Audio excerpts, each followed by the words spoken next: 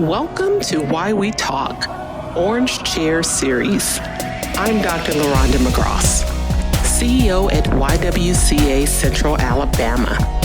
Join us each episode as we engage in conversation with thought leaders and influencers working to break down barriers and build bridges to create systems change. So please pull up a chair and join us.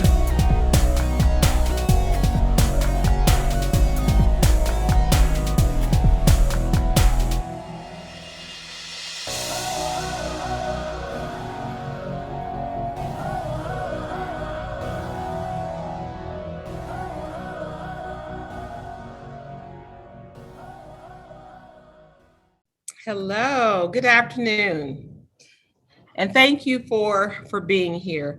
First of all, I just wanted to say that our hearts go out to all of those impacted by the tornado that ripped through our community yesterday. Our thoughts and prayers are with each and every one of you. And again, thank you for being here. Welcome to Why We Talk Orange Chair Series, Episode 1, Healing and Hope. 2021 Activism with Jamira Burley. And here to kick off our first Orange Chair Series episode is Jamira Burley. Thank you, Jamira, for being here. I first want to let you all know a little bit about Jamira. Jamira is an internationally recognized speaker, a social justice advocate, and next-gen social impact consultant. Jamira is on a mission to lead systemic and sustainable change that improves the lives of communities across the globe. Recognized by the Obama White House as a champion of change and Forbes 30 Under 30 honoree and Oprah Magazine Visionary 2020. Jamira leads with expertise on workforce development, social justice, youth engagement, education reform, and corporate social responsibility to authentically reshape communities and disrupt the status quo. As a native of West Philly, Jamira saw firsthand the disenfranchisement of marginalized communities. In 2015, sparked by the murder of her brother Andre, Jamira discovered her calling at the age of 15 years old. She organized an anti-violence program in her high school, which reduced the rate of violence by 30%. Gaining public recognition through her efforts, she received a $50,000 grant from the governor to implement the program in the 10 most persistently dangerous high schools in the city. Pretty darn incredible. She is the first of her 15 siblings to graduate high school and pursue higher education, obtaining a BA in International Business and Legal Studies from Temple University. For the past decade, Jamira has worked with corporations and nonprofits and government leaders on better engaging impacted communities. Currently, she is head of youth engagement and skills for the Global Business Coalition for Education. There, she helps to ensure a collaborative relationship between youth, bilateral agencies, governments, and business leaders to enable innovative ways to educate, engage, and activate young people around the world.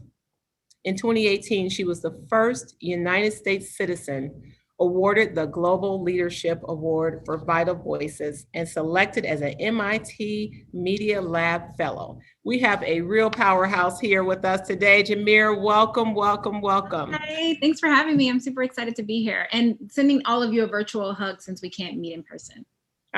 We appreciate it. I mean, we are going to have to get you back here as soon as COVID is over, but appreciate you being here with us virtually today and have a few things we want to get into. And this episode is really talking about, hope and healing. And sometimes when I think about hope and healing, I think, should we just move forward or do we, there's some healing I think that needs to probably happen before we can move forward. And so first want to talk about Amanda Gorman, right? The youngest inaugural poet and first youth poet laureate in US history, 22 years of age. She read her poem, The Hill We Climbed, last week and really took our breath away. There were so many inspiring words of wisdom and hope for a brighter future. that she shared with us. And this one in particular gave me chills. And yet the dawn is ours before we knew it. Somehow we do it. Somehow we've weathered and witnessed a nation that isn't broken, but simply unfinished. I hear that you know Amanda. So I know you're super. Yeah, I love Amanda. She's awesome and just deserves all the accolades and flowers because she constantly creates, I think, words of inspiration for people to really dig deep, not just to make people feel good. I think it's about really examining our own internal struggles, which hopefully will allow us to be better people, to be more productive citizens. So yeah, I was just blown away by her poem. Yeah, I was just so proud to see her there and all her beautiful glory. I think it was really great, and it really turned a lot of people onto her work. So tell us how you know her.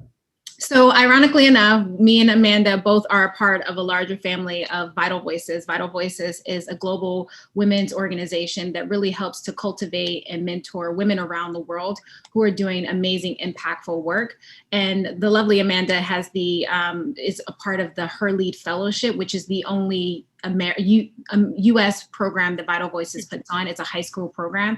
So she's an alumni of that. And I've had the honor of being a mentor for that program for 2 years.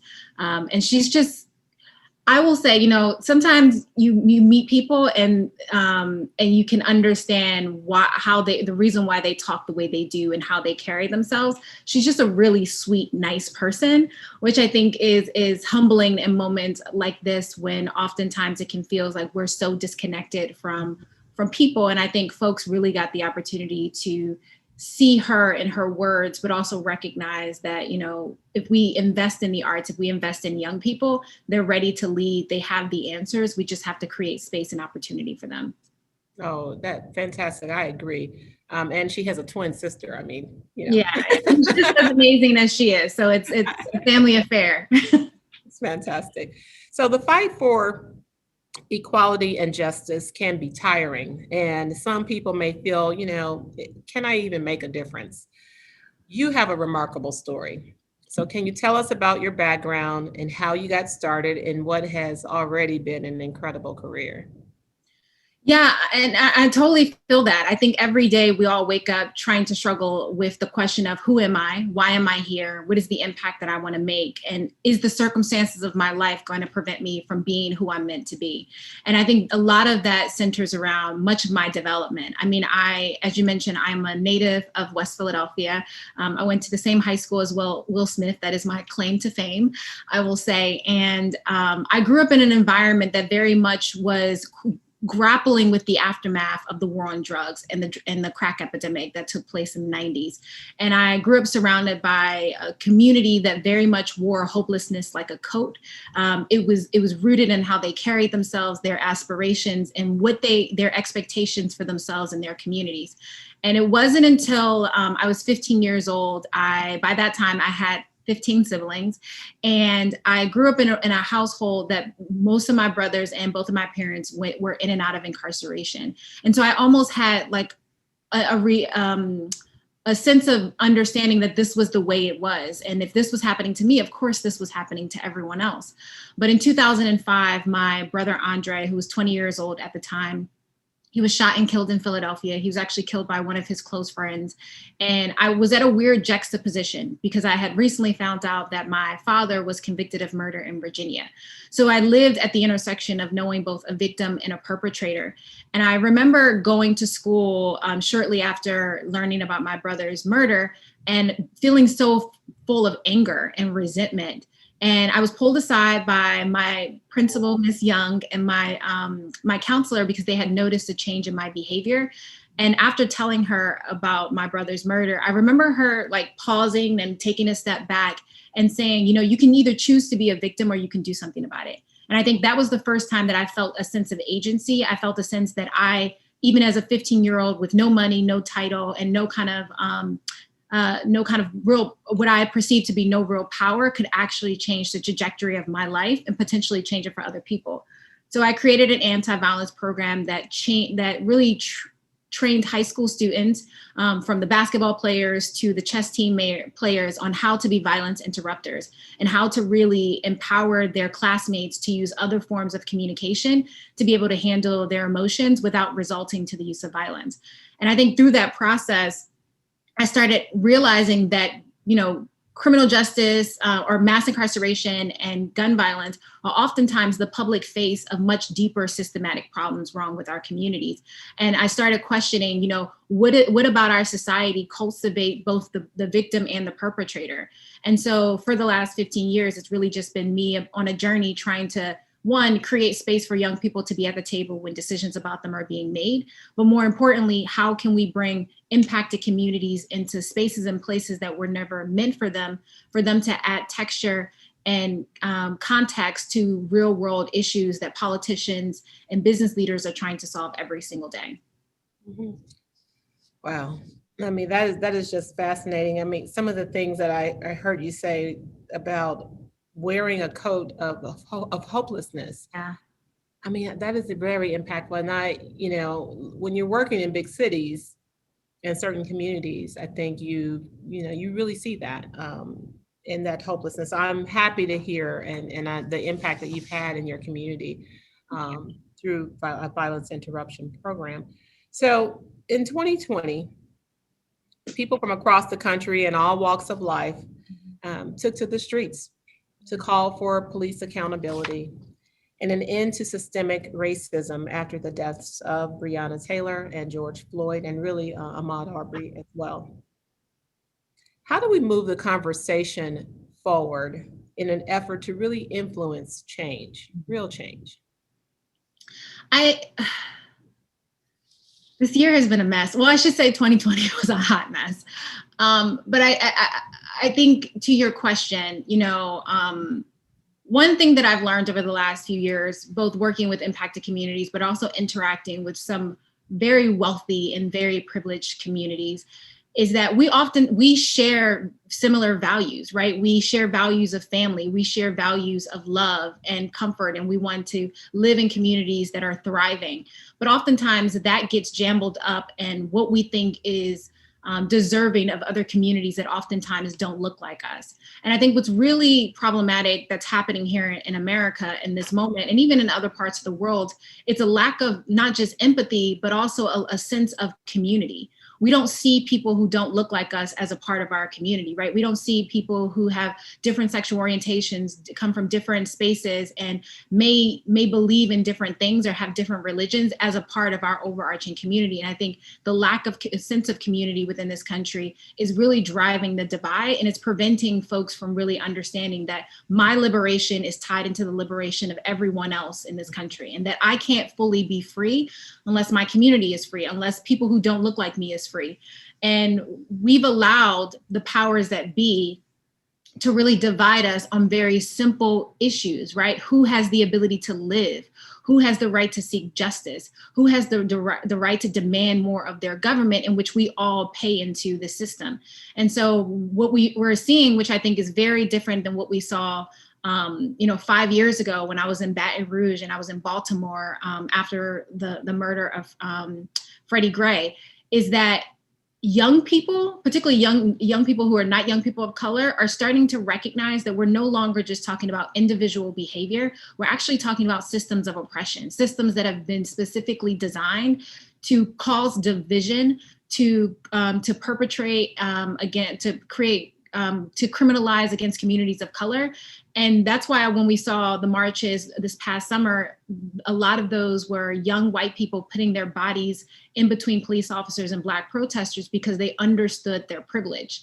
So while we still had 70 million people who may not believe that Black lives matter, I think we are starting to see a cultural shift where people are starting to recognize that it's our government, it's our society. We have to do both policy and cultural shifts in order to move people closer together. But it's about recognizing that we're much more connected than we are different, and that oftentimes those who are causing the division is doing so through a very capitalist mindset that is rooted in, continuing to take more and more from the poor and the marginalized versus actually creating space and opportunity for us all to thrive. That is so, I like to say, this is beyond changing hearts and minds, right? You Yeah. know, it's systems. It's a systems issue. So thank you for really, I think, highlighting that in that way, and the sense of community. Not really knowing or seeing other people as a part of your community. Yeah, I Um, mean, most people don't even know their neighbors, right? Or even, yeah, have built a relationship with them. mhm. And do you see that as willful ignorance, fear? I think there is some capitalism. You mentioned that as well, but do you see that as willfully not wanting to engage? I think it's fear. I think it's fear of the unknown. I think it's fear of when we bring up the conversation around race. We oftentimes talk about race through the lens of Black suffering, and we never talk about race through the lens of, children or grandchildren of former slave owners, right? And the burden in which they also carry and trying to grapple with that identity. And so I think, it's definitely a level of fear of people not being, or fearful of the unwillingness of look within themselves and to question their own family history. But I also think it's fear of the lies we've all been told about each other, right? The lies that white folks were told about Black communities, and Black communities were told about white communities, and Asians and Hispanics. We've all been told lies about each other that actually isn't rooted in fact, is rooted in fear, and it's rooted in division or divisiveness. And so I think it's really about time for why I think it's so important for us to have politicians who look like communities who come from those experiences, because then they're able to really contextualize what we know to be true about the lies we've been told and how we dismantle them, both internally, but also within the institutions that govern how we live and how we move throughout society. Mhm. And we are seeing that more elected officials who are looking more and more like the face of America. So as the head of youth engagement and skills for the Global Business Coalition, what issues do you find most pressing and would like to share with us?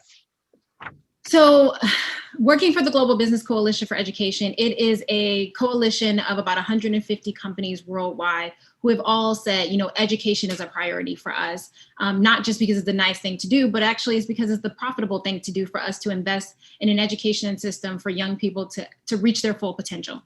That being said, we are entering a time in which we're faced with the largest youth population the world has ever seen, 1.8 billion young people in society who are living in countries that are grappling with nationalism ideology, that are grappling with child marriage is still a thing. Even here in the US, there's actually 30 plus countries that still allow child marriage to happen. You have children who are being forced to become child soldiers, either on the south side of Chicago or in villages in Sudan. And so what we're looking at this moment is that these young people are also grappling with the external factor of the fact that they're not receiving the resources that they need in order to fully participate in society. So a lot of the work that I do is about raising the alarm to governments around the world about why they need to increase their GDP in public education and what is the long-term implications if they don't. But also recognizing that, when we think about iPhones, if we think about technology, we've had 10 or maybe 12 iPhones in the last 10 years.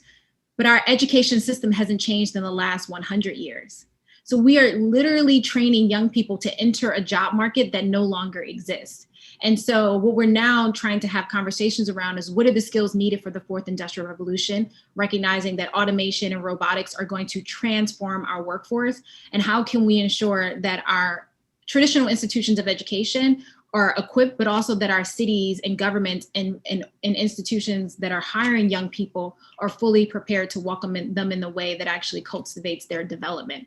But I'm a firm believer that there's no silver bullet to changing all of the inequalities that we as a country, as a world face. But at the baseline, if we're not ensuring that everyday folks have access to the same resources and opportunities as everyone else, they're not going to have a fighting chance to compete with someone down the street, let alone someone across the border. Mm-hmm. And so what do you find as being, what's the pushback? What excuse, if you will, do you hear about why the investment is not being made? I think a lot of it is due to the fact that we have a false sense of success, right? We know politicians focus on things in which they can measure within their term of office, right? So if a mayor is a mayor for 4 years, or a state rep or a U.S. Congress member, they're thinking about what are the results that they can measure within their term to show correlation to what they did while in office. The problem with that is, and the problem with the whole development space as a whole is that only works with, that can't work with education, because how we measure education is actually through a long-term investment, right? We don't know what we know now is that if we invest in young people in grades K through 12, they're going to have a better likelihood of someone that we didn't invest. But we don't find that out until much larger in their development. And so I think there's a sense of how we're measuring success. But also there's competing priorities, right? You have lobbyists, you have corporations who are all pulling government's fundings and opportunities in other directions.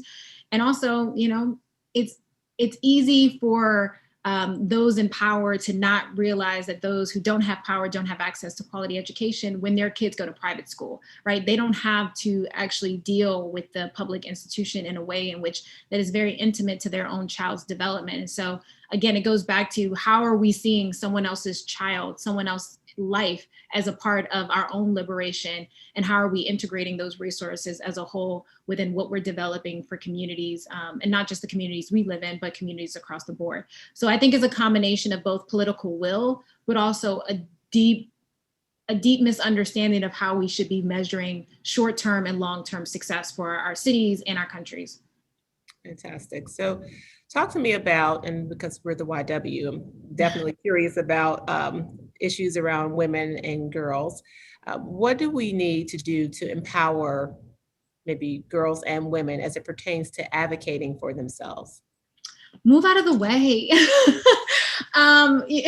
Like, honestly, I think there's two parts, right? I'm a firm believer. I don't believe in empowerment. I believe in an ideology of igniting, right? So what are the things we can do to ignite what already exists in young people, but they just need the space, the opportunity, and the platform to do it, particularly women and girls who, regardless of the issue we're talking about, women are disproportionately impacted, right? Even if we think about COVID-19, over the last 6 months, we lost almost 200,000 jobs. The vast majority of them were women, right? Taken out of the workplace because they had to oftentimes care for their children. And so, I think a lot of it is how are we moving out of the way when women are ready to lead and actually be a part of the conversation? But also, how are we teaching young girls that they do have a voice, right? That their voice is important, that their experience is justified. I grew up with 10 older brothers, and my activism started advocating for men of color, right? I didn't even realize that I needed to start advocating for myself until I got involved with organizations like Vital Voices. And I saw that, yes, there's something unique about how I, as a Black woman, show up in the world, and what are the implications for how society treats me or the resources that I have access to. And so I can only imagine with young women who haven't had the same exposure that I have, how they're viewing their own individual experience and whether or not they believe anyone is listening or anyone will listen to them. So I think there's twofold: is move out the way, but also how are we creating programs and initiatives that enables for young women to gain the leadership development skills they need to fully participate in society. We talked about Amanda in the beginning, and she did this amazing interview for PBS where she talked about how in a class at Harvard, she was in a poetry class at Harvard, a young white man said that her poetry was too confident, right? We are teaching young girls that they're too confident, right? That they don't, as if they don't have the power to show up in a space and places and be their full self, their bright, full, animated self. And so I think what we need to do also is train our men to treat women better, not just because they have a mother or a daughter, but because it's the right thing to do. And women deserve just as much of a seat at the table as anyone else. All of that. Absolutely. And when we talk about, women's issues are men's issues, their family issues, their community issues. And ignite, I love that. I love that feeling as opposed to empower. So you've done a lot of local and national work to help eradicate gun violence and to empower those who are often marginalized. In what ways can local or organizations better serve the community in these efforts? Gun violence, I know is sometimes that a tricky conversation to have with people, but I mean, especially, yeah, it is. And for many reasons, right? It's not as black and white as the vast majority of people would like you to think it is. But I'm a firm believer that actually the biggest change happens on the local level and not just cities wide, but like if we're talking about schools, if we're talking about a block, that is where people go every single day and interact with. And what I think needs to happen on the local level is for communities to think about what is the collective impact, right? How are we creating space for people from all walks of life, from all different industries, to actually have holistic conversations around what does safety look like? And how does traditional institutions of safety oftentimes put communities of color at risk? Or what does resources look like? What does liberation look like? And how have we either cultivated or allowed traditional institutions of power to prevent all of us from fully accessing liberation and jobs and opportunities? And so I think once folks continue to share those stories on a local level where they realize that, I can live on the same block as someone who looks very different than me, but they have an entirely different reality that they interact with because of their color of their skin, because of their resources, I think then it starts to really hit home for folks versus something that they see on the TV that seems so out of reach for the average person if they themselves don't see it happening in their own community. So I definitely think it's about storytelling, right? It's about experiencing, sharing. It's about bringing folks from a range of different walks of life to really understand what are the implications for not just their own lives, but also for people who don't look like them and sound like them. And then it's a conversation around, what may work in your community may not work in somewhere else, and being open to that being the conclusion, right? What may work in one suburb may not work in an inner city community. And that's one of the things we tried to focus on early in my advocacy in Philadelphia, is that we were asking the state of Pennsylvania to say, we understand that people need guns for hunting and it's their right to have it for safety, but the vast majority of guns in Philadelphia were illegal guns. So we should have the ability to have different laws that caters to the different needs of our communities. And so that's what I think we've oftentimes gotten in the way of, is trying to impose our beliefs, our ideologies on everyone else, and not enabling for us to have a full understanding on the lived experiences of people who are not our family and friends, but are oftentimes forced to live under the same kind of ideology and structure that only benefits us. And I say us in a not mean me as a Black woman, but meaning y'all as white folks. Right, yeah. And so tailoring those approaches is exactly important. I hear you. And be okay with being wrong, right? Be okay with asking those stupid questions. I think I've done a number of workshops for white allies who, are trying to figure out how to have those conversations with their families. The hardest conversation you can oftentimes have is the one at the dinner table. And I think we have to be okay with having conversations that are not always going to end in kumbaya moments, right? That are always not going to end with hugs and kisses. But, it forces us all to start to reevaluate how we show up in the world. And more importantly, how we support those in adjourning communities in the places in which we call home. Yeah. And we sometimes talk about that being uncomfortable, right? Being uncomfortable is okay, right? It's not a bad thing to be uncomfortable. I mean, I'm a Virgo. I grew up in a house with 10 older brothers, so I love uncomfortable silence. I thrive in it. My goodness. What are the most pressing issues that women are facing today, you think? All of them. And more importantly, if we're talking about jobs and economic development, women are being pushed out of the workforce, which, for the vast majority of families, women are the breadwinners. We like to think that men are the breadwinners, but the vast majority of women are breadwinners for their families, or they provide an additional income that enables for their families to, fully operate and to fully stay hopefully out of poverty. And so I think we have to have a serious conversation around how do we bring women into the workforce? How do we enable for them? How do we enable for retention to occur? And how do we support them in their family structure, their family unit? My organization, we had to reevaluate our office hours to ensure that women who were now teachers, in addition to being full-time employees, had the flexibility to be able to show up accordingly. I also think, health is a major issue. we know COVID-19 is running rampant, not just here in New York, but around the country and around the world. And women are the bearers of most of that plight. And so I think, we have to recognize that we have to have a healthcare system that puts the needs of women front and center, and not, downplaying the pain in which they're experiencing, and not related to COVID-19, but also that's related to childbirthing, specifically related to Black women. But then last thing I will say is that, violence against women. We know women oftentimes experience interpersonal violence with their loved ones. And at a time in which we're forcing people to stay indoors, I can only imagine that those numbers are rising and not being reported because of our inability to, walk and chew at the same time. And so I would say, really focusing on how are we supporting women who are oftentimes forced to stay home in places and spaces that are unsafe for them. So definitely health, workforce development, and also, economic, I totally blank. Yes. Economic sort of policies, advancement. Yeah, and practices, exactly.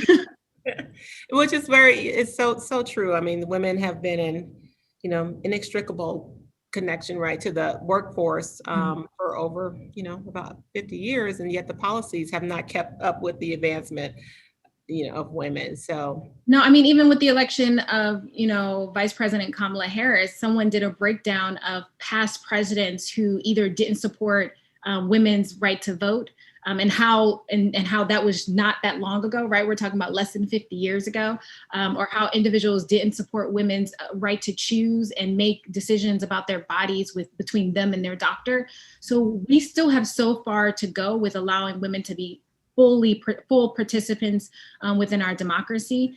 And, every day I think it requires all of us to think about how are we raising strong daughters, but also how are we raising open-minded and supportive sons as well. Absolutely. We can't, it's not just a women's issue. So talked about women. So talk to me a little bit about how do we get young people, and many of them are really just like, I'm just amazed, and not amazed because I'm surprised, but just proud. And maybe that's a better way of saying it, of young people and their participation. So talk to me a little bit about getting them involved. Well, I love young people. I rather interact with young people all the time, because I think, one thing we don't talk about enough is like young people's ability to be resilient in times in which there's so much uncertainty, and how they are so ready to pick up the mantle and do the work. I started as an activist, and I have since transitioned into being an activist that supports young people. And so I think it's really important that, young people are taking to the streets and taking to online, right? They are being so creative with their activism, and they're so much more aware of the problems facing our society than previous generations at their age, even millennials, right? So millennials created the avenues in which enables for Gen Zs to really take that impact to the next level. But I think there's something really unique about a generation that understands that, the interconnection, right? The intersectionality of issues, really understanding who creates the power dynamics in which we all exist under, and how oftentimes the issues impacting us here in the US is also impacting marginalized communities around the world.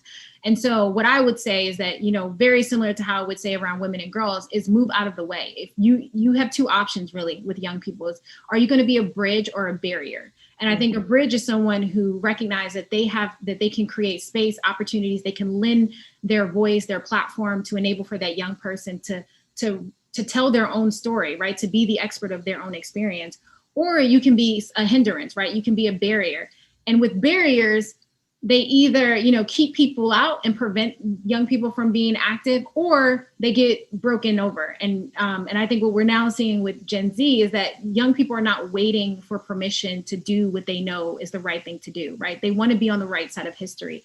And so I would encourage, how are you lending your platform? How are you lending your access? How are you inviting young people into spaces and places that they never had access to before? I always ask when I'm invited to events, like, can I bring a +1?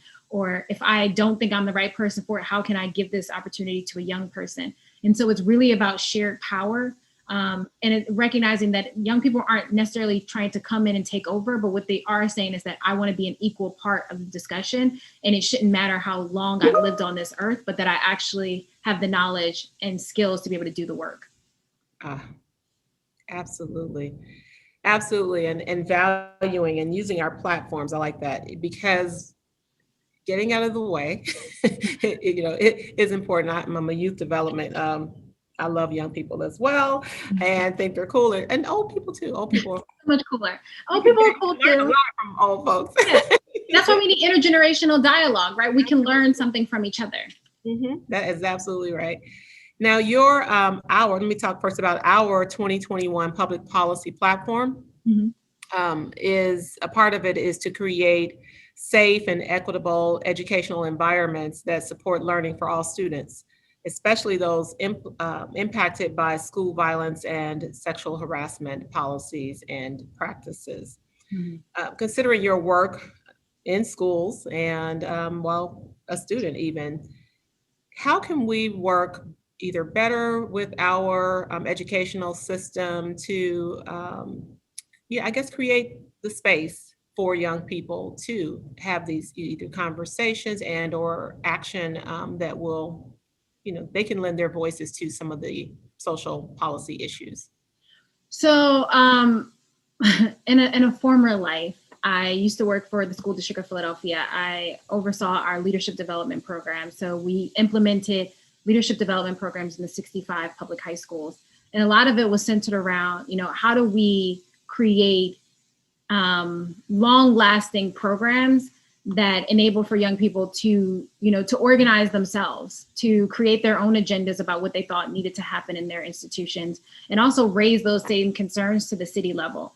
And so during my tenure there, we worked with principals and teachers to, one, help train them how to better interact with young people. We assume that just because someone goes to school for education and become a teacher, that they automatically know what's the difference between teaching someone and what's the difference between cultivating a leadership development space for them. Those things are not always they're oftentimes mutually exclusive. And so I think first we need to ask ourselves are we equipped to actually do the work that it's required to enable for young people to be at the table and to make decisions about their future, or at the very least to voice their concerns? And if we're not, how are we better training teachers on how to authentically engage young people?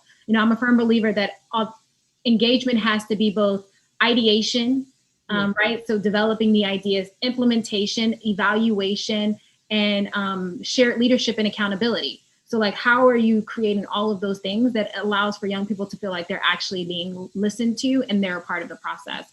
And the second thing I will say is how are you holding yourself accountable to ensuring that these things are implemented long-term and will outlive you at that institution? And young people, again, I've said it before, they're ready to lead. They're actually actively doing the work. What they need oftentimes is just an adult saying, I see you, I hear you, I support you. And if you need anything, let me know how I can help. But I've seen young people create companies in their dorms rooms with less than $500. Or I've seen young people develop an entire organization that now has 25 chapters around the country with no money at all, just an idea and a dream. So imagine the impact they can make if they felt like they had an adult in their corner who was willing to share the burden of that process with them. So it's definitely about, integrating things holistically within your institutions, and bringing the adults along and making them feel like they have a shared responsibility of cultivating that space through leadership development and actually working in collaboration with young people. But, it's hard. I'm consulting with a foundation now because, young people is a priority, but they don't even have the mechanism of doing it authentically in a way that isn't going to be more harmful to young people and isn't going to tokenize their experience. So a lot of folks are on that journey, but it's being willing to recognize, are you trying to engage young people, right? And what does engagement look like? Because there's surface level engagement where we just want to hear them speak. There's deep engagement where we're willing to share, where we're sharing spaces with them. And then there's real authentic engagement where we're actually willing to share power and responsibilities with them. Some decision-making opportunities. And you mentioned something about, I think it was this long-term kind of impact and not these one-offs. Because a lot of times we see that in schools where there's this one program that's created and right, students are gone and then that program's gone. So really being institutionalized is important. Exactly. Mhm. So building a coalition seems to be another thing that you're really great at, bringing different voices around the table. And I think real change is important.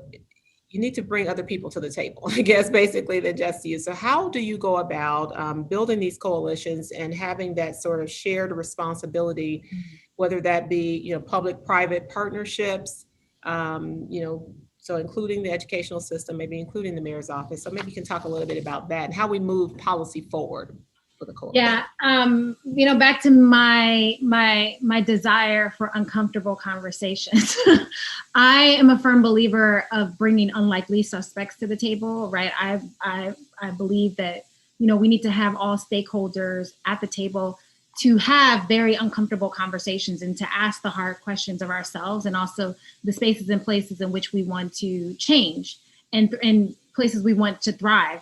And so if we're talking about issues, for instance, when I was working in the mayor's office in Philadelphia, we created a coalition that looked at, violence prevention from the angle of prevention, intervention, reentry, and restorative justice.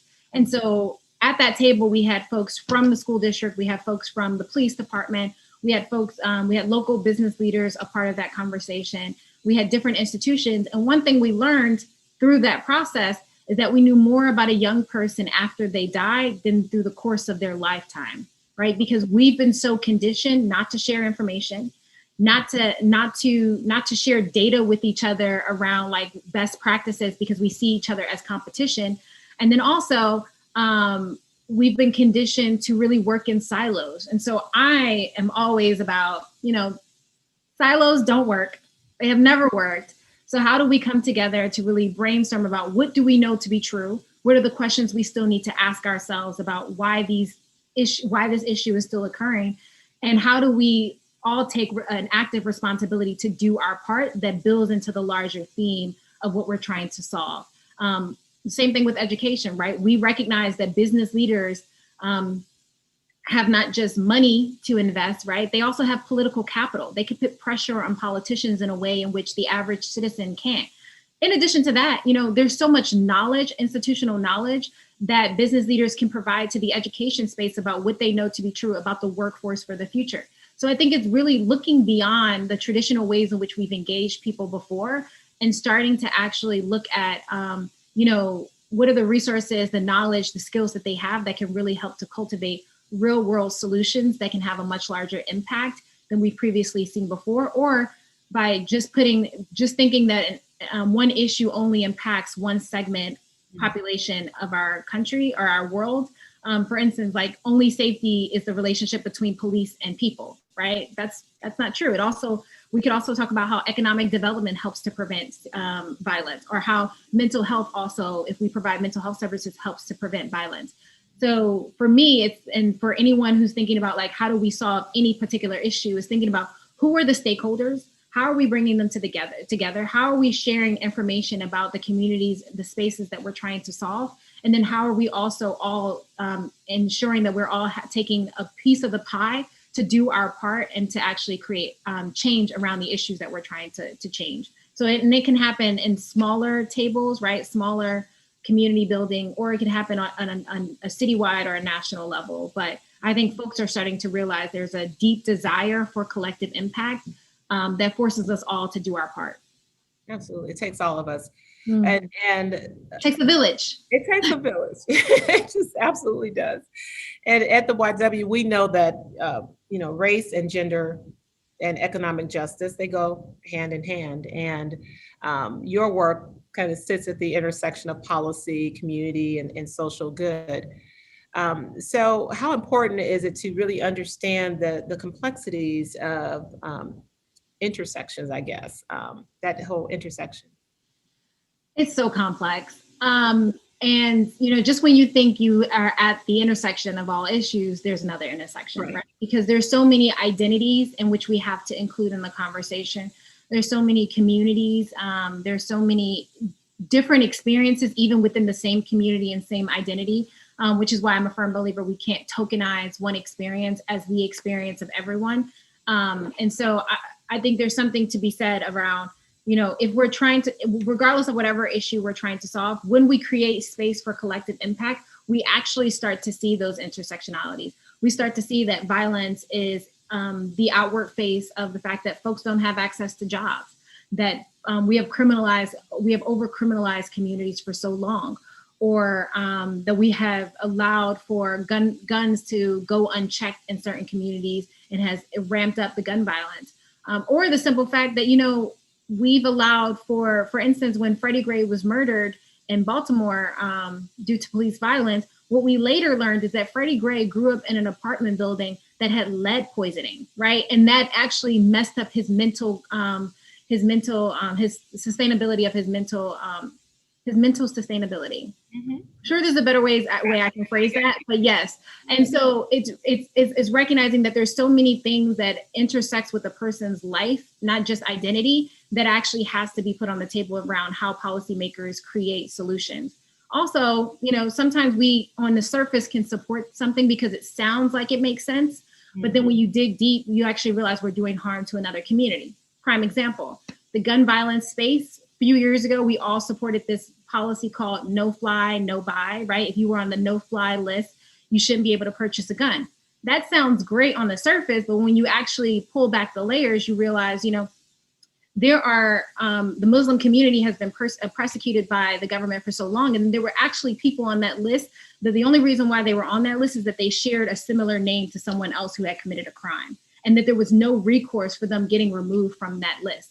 And so that's a small example, but there's so many examples like that where on the surface, we want to support something, but unless we look at how other communities might be impacted, we don't really understand how that intersects with so many other issues. So there's intersectionality regarding issues, but there's also intersectionality regarding identities and the people and places that are being impacted by the things you think are good solutions for your community. So hopefully that answers your question. I feel like I was a little long-winded. No, it absolutely does. I mean, because it is complex. I think that is, peeling back the layers as you described it, and really getting to the root.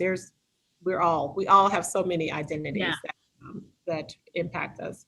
And people tell us to only show up as one too often enough, right? Like as if I can leave my email card at home. Yes.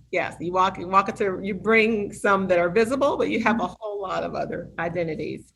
And so as the title today of our episode was really about healing and hope.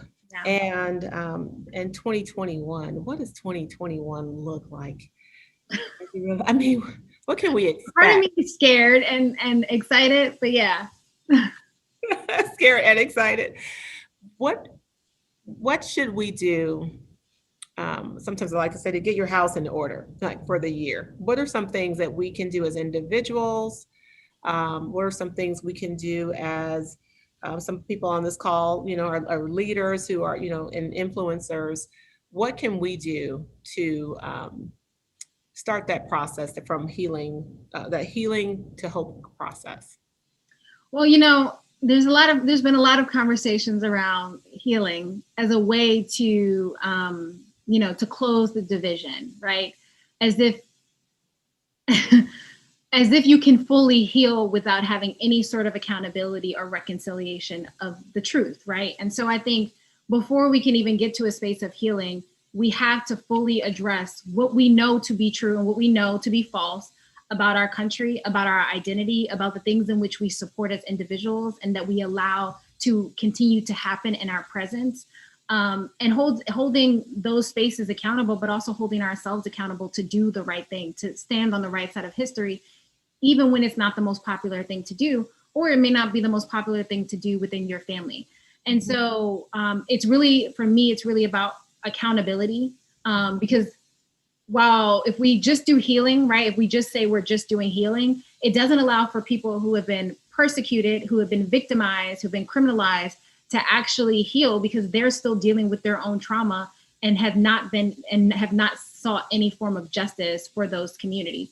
And so I say the first step is definitely accountability. Healing, also requires us to reconcile with the baggage we're all carrying, right? The baggage of past generations and the baggage of past traumas that we've all had to endure, both in our personal and professional lives. And so, it really takes a strong person to look inside themselves and ask, what are the things that are harming and hurting them? What are the practices and ideologies that they're portraying to themselves and the rest of the world that are actually preventing them from fully showing up? And then I think it takes all of us to sit down at the table and say, what is the world we want to create? And how do we want to create space for each and every one of us to fully be able to participate? And more importantly, how are we dismantling institutions that have been inherently racist, that have been inherently xenophobic, that have been inherently sexist, that have actually created the division in which we're all experiencing within our communities, schools, and workplaces? And so I'm hopeful with the idea that healing can occur, but I'm a firm believer that to not hold folks accountable, to not hold ourselves accountable, only allows for this to occur over and over again, right? The writing is on the wall. We've seen it happen. When we make a little bit of progress, there's a huge backlash, and unfortunately, people die. Communities get burned to the ground. And so it's not enough to say we're just going to find time for healing without also recognizing that to not hold folks accountable might actually create space for people to die in this country, or to not be fully seen as whole or a part of the society as a whole. Yeah, we've got to put the work in. Yeah, exactly. Yeah, that accountability piece is key. And so I want to see if there were any questions are there any questions? Okay, so one of the things I wanted to ask you is, what are you reading now? I am reading 2 books. I am reading My Grandmother's Hands, and I'm also reading The Fire Next Time. I've read that a dozen times already, but I kind of feel like is this the fire next time? Are we asking people to go into burning buildings? But My Grandmother's Hands is amazing because it really talks about what I've mentioned before, is this idea that, we oftentimes are carrying baggage that is not our baggage, right? It's baggage of past generations. It's baggage of past traumas. And if we don't look within ourselves, look within our own family history and address those traumas, we won't know why we're triggered by something that may randomly happen to us. Prime example, I did 21andMe, and don't do a DNA test on yourself unless you are fully ready to prepare family history. And Lord Jesus Christ, so much came to the forefront that, we've oftentimes in our family have been told not to ask questions about, or not to explore that way of thinking. And so I say that to say is that My Grandmother's Hand is a great book because it forces us to look within ourselves. It forces us to look within, the fact that what we know, again, within ourselves around the trauma, but also what we know to be true around white supremacy and racism, and how it's something ingrained within the bones of those who perpetuate it, right? Because of what we know to be true about the history of this country. So it's a really great book. So check it out. And then anything by James Baldwin is always should be on your reading list. Absolutely. So if James Baldwin is on our reading list, what is on that playlist? Beyonce. Beyonce is always on the playlist. Rihanna would be on the playlist if she actually gave us an album. But that's for another story. And I've also been listening to a lot of podcasts. There's so many great podcasts. I'm a history person, so I'm always watching a documentary. So I'm like that person. You are truly a joy. I'd like to really kind of close with another line from Amanda's poem, which reads, "Be brave enough to be the light." Jamira, you are truly a light.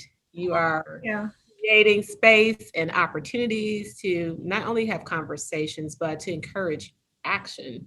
And for this, we say thank you for being a light in this world. I really appreciate it. Yeah, you are awesome. Any parting words for us, for all the folks who are on today? I'll go back to what we talked about. this year, last year is going to be uncomfortable, but live within that uncomfortability. Like I thrive within uncomfortability, and I say that because then we can fully understand the problems facing our world, the problems facing our own individual lives, and get closer and closer to some form of liberation. So embrace uncomfortability, embrace the hard conversations, and hopefully we all this time next year can be in a much better place that is closer to healing and reconciliation than we've ever been before. Absolutely. Now I do see something in the chat here. Oh, you're getting a whole lot of love in the chat. Let me just say, and everyone thinks that you are amazing. You are amazing. And okay, and so really, I just want to thank everyone for joining us, and please tune in to Why We Talk Orange Chair Series Episode 2, Black Women Trailblazers at noon on February 12th, sponsored by PNC Bank. And then follow us on Facebook and Instagram and register for Episode 2, which is sure to be an enlightening and engaging conversation. Thank you, everyone, for being here for our kickoff. And Jamira, you are awesome sauce. Thank you so much. All right. Take care, everyone.